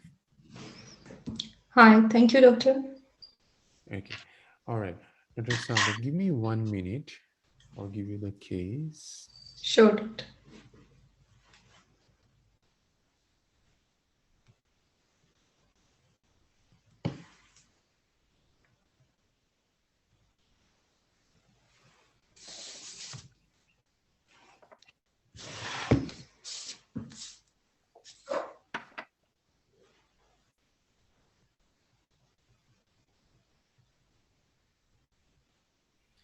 All right, Dr. Amy, you will do in the next class. Is that all right? Because this will be our last case tonight.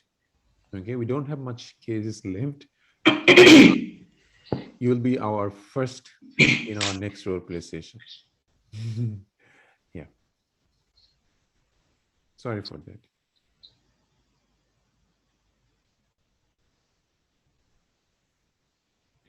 All right, let's give you the case, Dr. Sada. This is your case. Your 1 minute time started.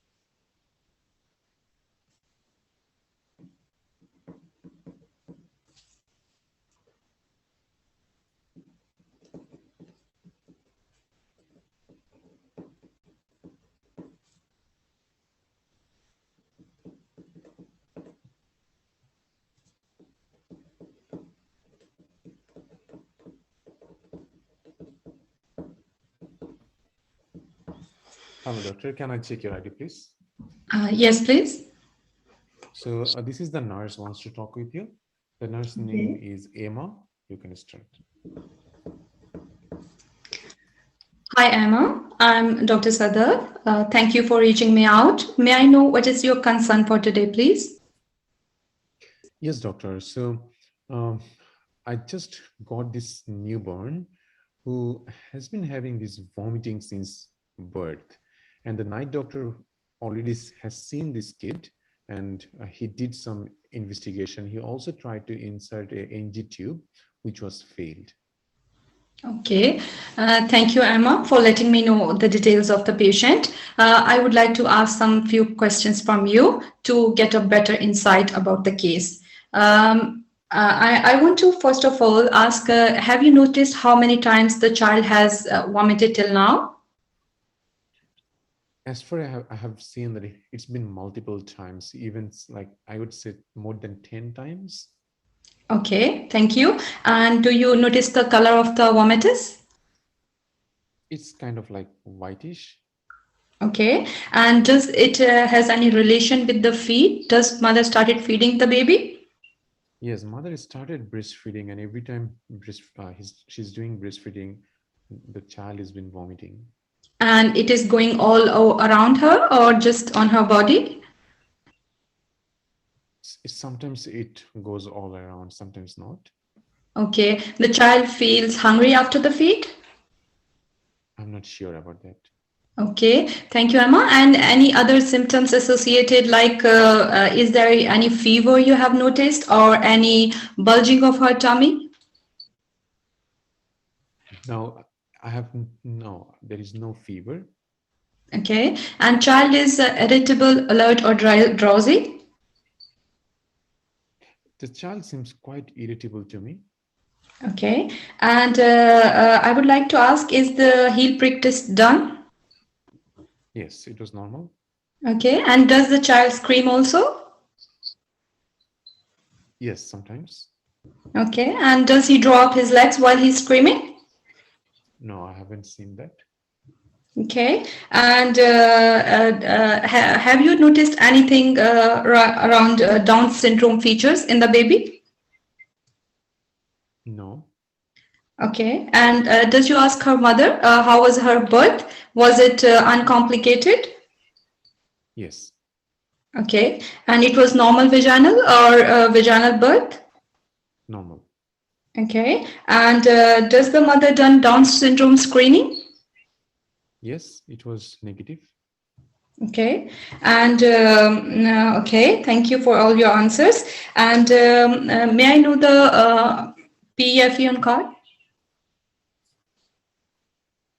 Okay.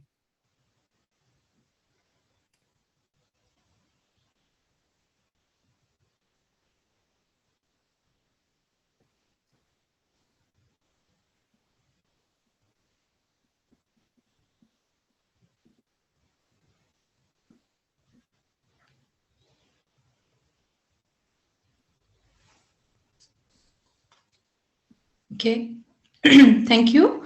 And I would like to know about the investigations, like if there are any abdominal X-ray available.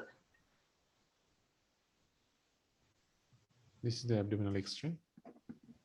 Okay, thank you.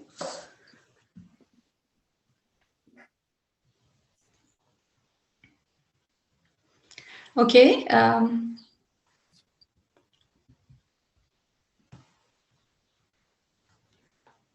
Okay, dear Emma, as I can see from the X-ray, that you can see from the X-ray, this is the AP view of the child X-ray. Is it the same child you provided me? Yeah, is it that? Yeah. Okay, thank you. So as I can see, this is the AP view of chest X-ray, and there is some black shadow and there is some white shadows. So as I can see that the NG tube is tried here, and there is an upper portion of the X-ray. There is a coiling of the NG tube, which is a whitish shadow. It should not be like that, because in a normal esophagus, a normal food pipe, it should be connected with the stomach, and it should go through till the stomach. So as I can see, it is not the case here, and it cannot pass till down to the stomach. So probably there is some obstruction at that level, which is not allowing the NG tube to pass through down to the stomach. So probably, as per my diagnosis, it would be, it can be esophageal atresia, and at this time it can be any other differentials like esophageal atresia with tracheoesophageal fistula. But as I can see, that tracheoesophageal fistula, there is connection of the windpipe with the food pipe. So there should be some air mixing here. But as I can see, it cannot be there. It can be a wrong placement of the NG tube. But as for right now, the main important diagnosis will be the esophageal atresia, which we will root out further. As I explained to you all important details, if anything else you would like to know, please just let me know. Okay, doctor. All right, doctor. Thank you so much. Is there anything else you want to add, or do you want to stop? I didn't ask about lump, doctor. I think I should ask that in history. Okay, lump is not there. Okay, and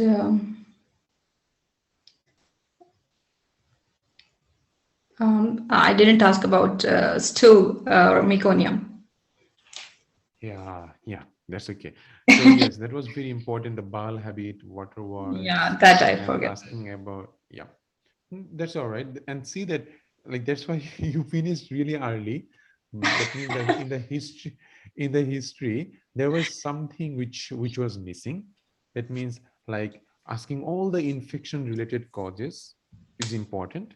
So asking, like, I think you asked about fever, but after fever, I asked again, yeah. So it's important to ask about any rash, any breathing difficulty. So all these infection related questions is very important. Even that, obviously, someone having vomiting, it's important to ask about bowel habit, water works. These are important.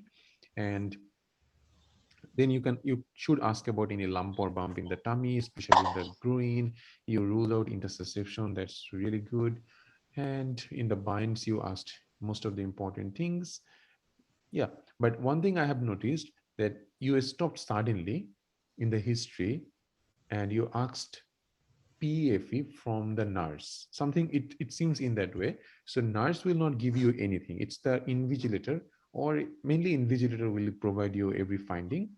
In here, when you stop your history, say that, thank you so much, Emma, for all the detailed information. Now I would like to ask some information from my invigilator. So then you can address the invigilator. Dear invigilator, can I please get the physical examination on card? Then, because otherwise it will be hard for the invigilator to understand what you are asking for. So always stop and then excuse from the patient and then ask PAFE from the invigilator. Asking investigation doesn't mean only asking the specific one. You should also ask all other investigation. Otherwise, like you asked about X-ray abdomen. In this case, X-ray chest is also important, right? Maybe you will not get anything in the X-ray abdomen, right? If you don't ask X-ray chest, you will not get this coiling of the tube. So it's very important in vomiting cases, ask both X-ray chest and X-ray abdomen so that you don't miss anything. Okay, doctor. Okay, and just ask for some of the blood tests because this child has been vomiting. So ask about full blood count, urea, creatinine, electrolytes. Ask about urine microscopy, blood culture if you want. Then you can do that. Not very important, but mainly full blood count, inflammatory marker, urea, electrolyte, creatinine is very important. You can always ask urine microscopy culture. That's always a good thing to do in these kits. But very important to ask about X-ray chest and X-ray abdomen. And you can even ask about ultrasonogram of the abdomen, depending on the finding that you get from the history. Okay, now Is this air or not? No, doctor. If you compare this side and this side, is there any air in here or not? There is no stomach bubble here, doctor. But what is this signs? Don't you think like there is a little, like it's not very prominent, but if we compare these two sides, doesn't it seem like there is some gas shadows here, like this one, the whole part in here? Yeah, doctor. If we focus too much. Yeah, it seems like to me, like, because if we compare, then it becomes really evident, like this part is totally clear, but in here, if you look at the whole area, there is some gas shadows, but it should look more blackish, but it's not totally like very evident in here. Now, how you can get more confidence in your diagnosis, if you look at here, look in the finding, the child is cyanosed. What does it mean? Child's respiratory rate is very high. Child having increased work of breathing, intercostal and subcostal recession. What does it mean? This child is having some problem with the breathing. And how that can happen? If it's just esophageal atresia, cyanosis, breathing problems, and this respiratory rate, this should not be there, right? Yeah, doctor, you're right. Yeah. So like always, like if you, I know that this X-ray is not very prominent. You should get more prominent gas shadows in here if it was a tracheoesophageal fistula associated. But again, your PFE card gives you all the signs which leads towards tracheoesophageal fistula. Yes, doctor. Okay. All right.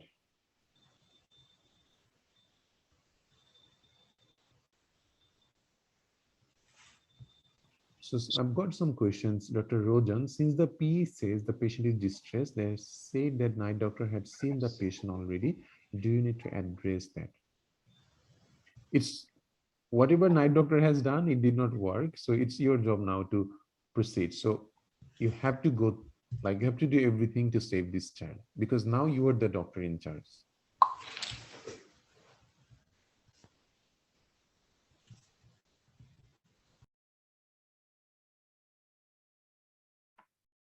All right. Now this case is totally new, right, Dr. Sadaf, but you did really good. You at least like you say that this is esophageal atresia, and that's more than enough because we haven't discussed this case in our theory session. That's why I kept this one so that we can discuss it today. The purpose of this role play session is also not to miss any important case. Sometimes in the theory, we usually discuss mainly the most important cases, but in exam you can like only one time one case can come up, and that's even important if it comes in your exam, right? So that's why we try to cover these cases during the role play session. Don't get stressed about it because you did all the good things, you asked history properly, and investigation was like the most important one you asked. That's all right, but we will try you to try. Our main job is to make sure you get most of the important things so that examiner cannot fail you in the exam because of anything. So that's the important part. So in this case, these are the important things that you could do. So your history I discussed, like make sure bowel habit, water walls, those things are important. In the PFE on card, nothing to do. Ask investigation we discussed. Interpret investigation to the nurse. So this one, your interpretation was good enough. So you can obviously say that, Emma, this is the X-ray of the child chest and the upper part of the abdomen. In here, if you use abdomen, chest, it's fine because nurse should know about it. But again, try to explain. So as you know that in the X-ray, some part are blackish and some are whitish. The blackish are mainly which contains air, and whitish are mainly which are bony structure and which contains fluid or blood. In here, you can see that this is the child lungs, and in the middle, this is the heart. If you look at the top, you can see this is the NG tube the night doctor tried to pass. Now, normally this NG tube should pass through this area down to the stomach, but you can see the coiling of the NG tube in here, which means there is some blockage or obstruction in esophagus for which this NG tube cannot pass through. Are you with me so far? Yes, doctor. Now, again, if you look at here, there is some gas shadows in this part of the stomach. Now, it could be related to some fistula connecting the esophagus with the trachea, or you can even say it could be an abnormal connection between the food pipe, which is the esophagus, and the windpipe, which is the trachea. So most likely this child has got esophageal atresia with tracheoesophageal fistula. Are you with me so far? Yes, doctor. So this will be a good way to go into the diagnosis. Now you already diagnosed, and that means already you explained the condition, and it will save a lot of time. Then if you think that you got enough time, you can draw the picture of tracheoesophageal fistula and esophageal atresia, and then you can explain like in more detailed way. That's fine. But if you're running out of time, then just give your differential diagnosis, finish this case. So you can see in here, history from the nurse was less than 24 hours old child, vomiting, unable to tolerate any feeding, past meconium, nothing significant on birth. Night doctor inserted NG tube, patient not stable in like in here, the child was not in respiratory distress, but the case that I have given to you, child was in respiratory distress.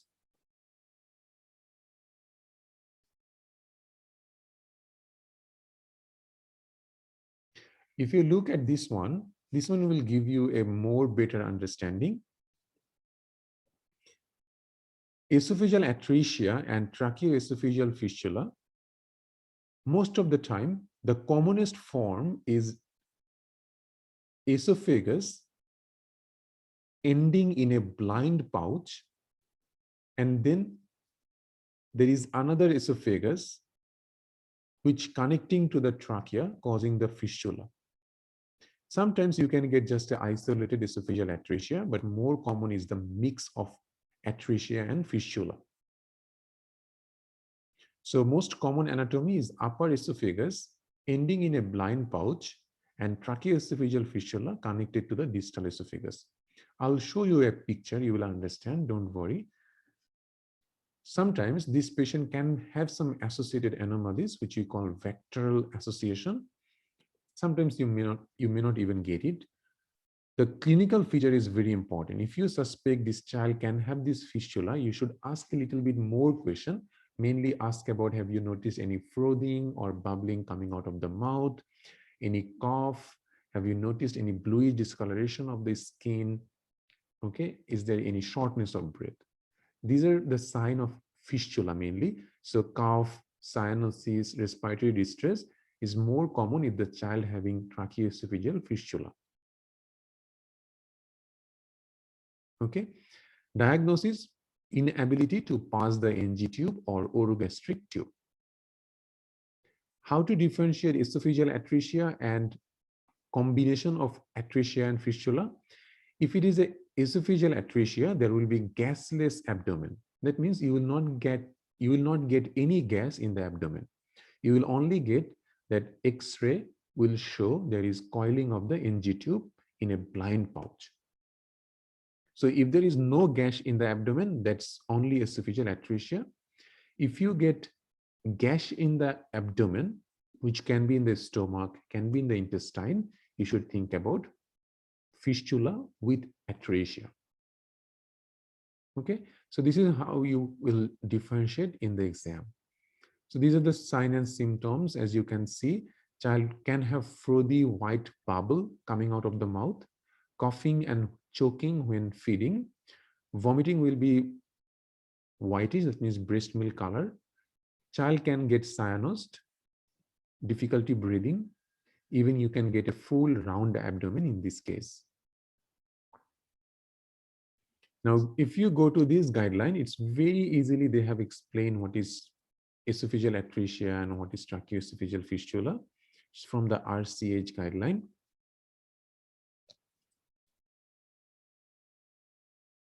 So you can draw a picture like this.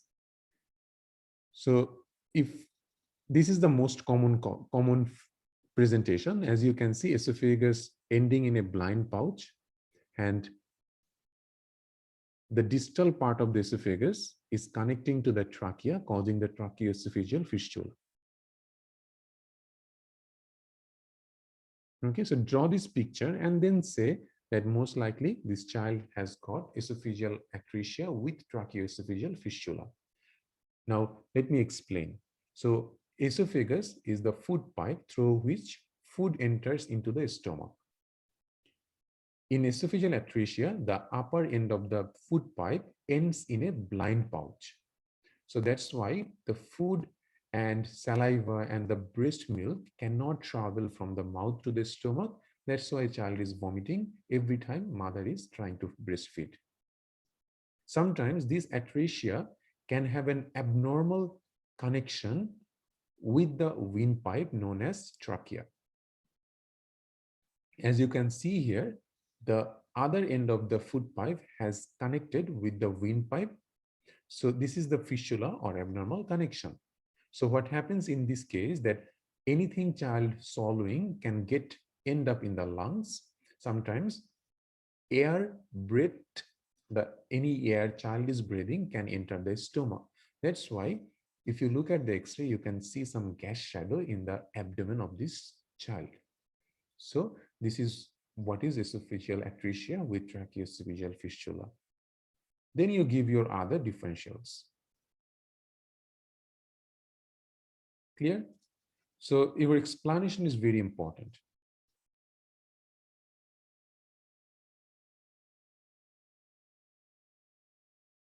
Now you know that how this case can appear in the exam and what are the things to look in. So see that PFE card has given everything, but still if we don't know how to differentiate, then we will miss these things. Okay, but Dr. Sadaf, you did really good, I would say, because this case is the hardest case out of any case that we have done today. So you did good. But again, for every one of you, make sure you understand how to get these sort of cases. Don't get confused in the exam because these cases are hard to diagnose, but still it comes in the exam. So you need to be prepared.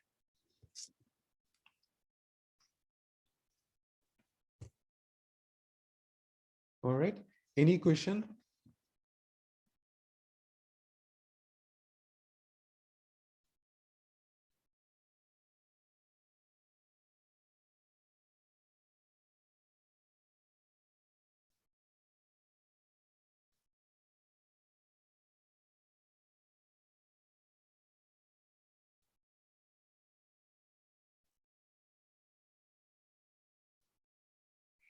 Dr. Uruj Kazmi in the Facebook, sorry, I haven't actually seen your question before. So you can ask about social history support, but in case of acute causes, it's not very important, okay? Even if you don't ask it, that's fine. You can ask the family history of similar problem, that's a part of our format, that's okay. Yes, Dr. Gina, that's a good inclusion that mother can have polyhydramnios and can have a preterm labor also. It's not always, it can happen in term baby as well. So that's why we ask about the birth history, right? If anything in there, we should get it in the birth history.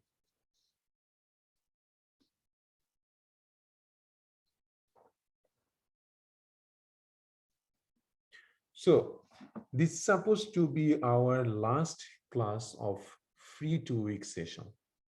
I know many of you from here has already been enrolled in our 5 months course, but if any one of you still haven't, but still want to continue the course, There is still 3 days left to get enrolled. Make sure you discuss it with us, send us message through the messenger, or we have email address. You can always send email for any queries or for registering into the course. After 10th April, it will be really hard to get into the course because we will run in a approach in a specific way. So if you want to join in the middle, it's really not a good idea. But again, if you're having trouble with anything, if you're preparing for English test and then want to join in like maybe in 2 or 3 months later on, let us know so that we can also help you with that. That's all right. But it's always better to start at the beginning of a course so that you understand the approach, because right now we are dealing with the approach. I'm showing that how you can deal with the patient, which in after 2 months, I will not bother with that because most of you will know that, right? So it's important.